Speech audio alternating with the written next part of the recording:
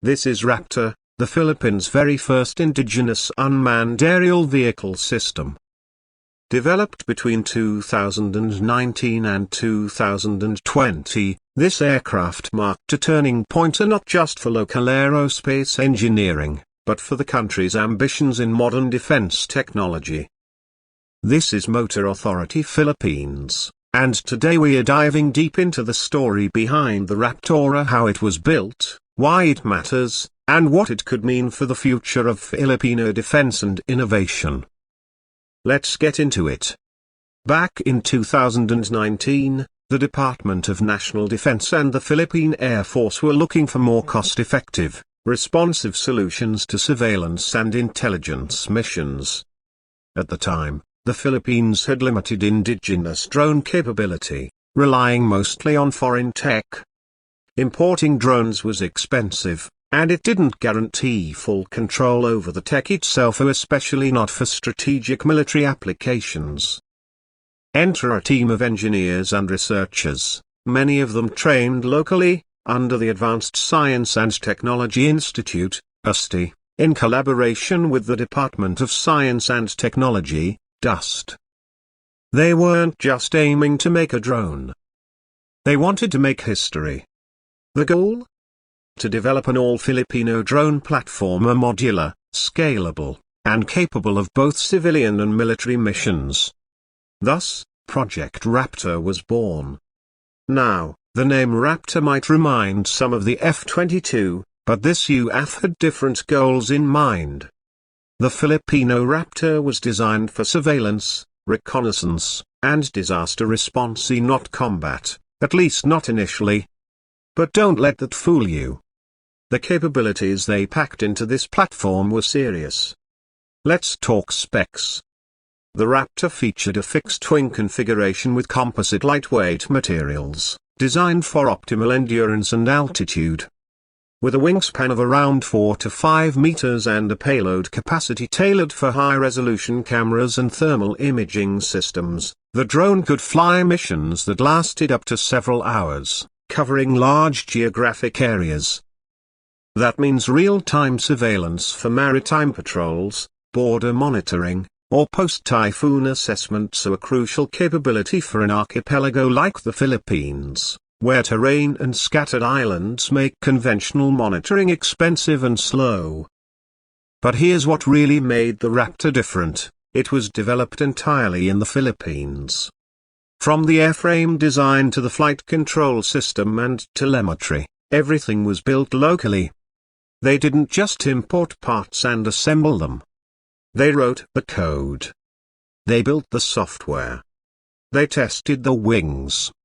They tuned the servos.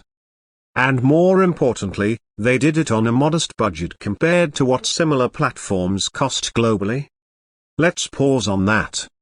When countries develop indigenous tech, it's not just about having a gadget to show off. It's about sovereignty. It's about self-reliance. It's about reducing dependency on foreign suppliers who may not always align with national interests. In the case of Raptor, it also became a proof of concept that the Philippines could develop defense-grade aerospace tech, right here, using Filipino minds and machines. Now, you might be wondering, where was this tested? Initial test flights were conducted in controlled airfields in Luzon. Data from the 2020 demonstrations showed stable flight performance, GPS-guided navigation, and successful return to base functionality. It wasn't just flying, it was autonomous. That's a big deal. The drone also featured modular payload bays, meaning it could switch from high-resolution cameras to multispectral sensors depending on the mission. Whether it was tracking environmental damage, illegal logging, or insurgent movement, this drone was designed to adapt. One of the more exciting aspects was its ground control system. The engineers built a portable, laptop-based interface, complete with secure communications and live telemetry feeds. That meant it could be operated in remote areas with minimal infrastructure. Just deploy, launch, and monitor all in one field unit. And the best part? It was scalable. This was not a one-off prototype. The entire architecture of Raptor was designed with scalability in mind. The idea was to eventually develop variants for longer range, higher altitudes, and heavier payloads including radar, communication relays, or even small defensive packages. Of course, no project is perfect. Funding constraints and bureaucratic red tape meant that development didn't proceed as fast as some hoped. And while the core technology was proven by 2020, full-scale production hasn't taken off in the way many defense analysts expected. Still, the Raptor did something incredibly important. It changed the conversation. Before 2019, few believed that the Philippines could design and build its own UAVs without foreign help. After Raptor, that belief shifted. The project sparked interest from military officials, academic institutions, and even private defense firms. And in many ways, that might be Raptor's most valuable legacy. It laid the groundwork.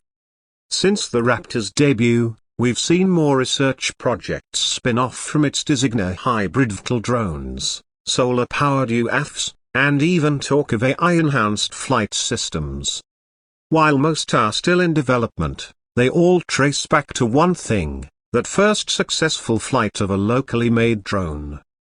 From a global perspective, this puts the Philippines in the early but promising stages of joining the ranks of countries like Turkey, Iran, and India, all of which have heavily invested in their own UAV programs. It's not about matching the West, it's about building something fit for local challenges. And let's be honest, the Philippines faces unique challenges.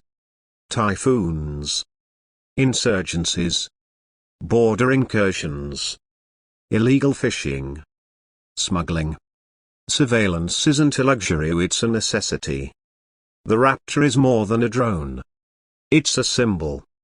A symbol of what happens when engineers are trusted, when innovation is prioritized, and when national security includes local talent at the table. We often get caught up in the high-profile stuff for fighter jets, submarines, missile systems. But platforms like the Raptor remind us that modern warfare and national preparedness are just as much about information as they are about firepower. And information? That's what drones deliver best. Before we close, one more thing. If you're a young engineer, developer, or aviation enthusiast watching these, remember this project. Study it. Build on it. The future of Philippine defense and technology doesn't have to come from abroad. It can come from you. The Raptor showed it's possible.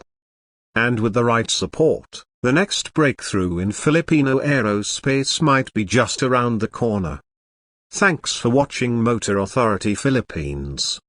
If you enjoyed this deep dive into the Raptor project, make sure to like, subscribe, and hit the bell icon so you don't miss our next breakdown on local tech and military innovation.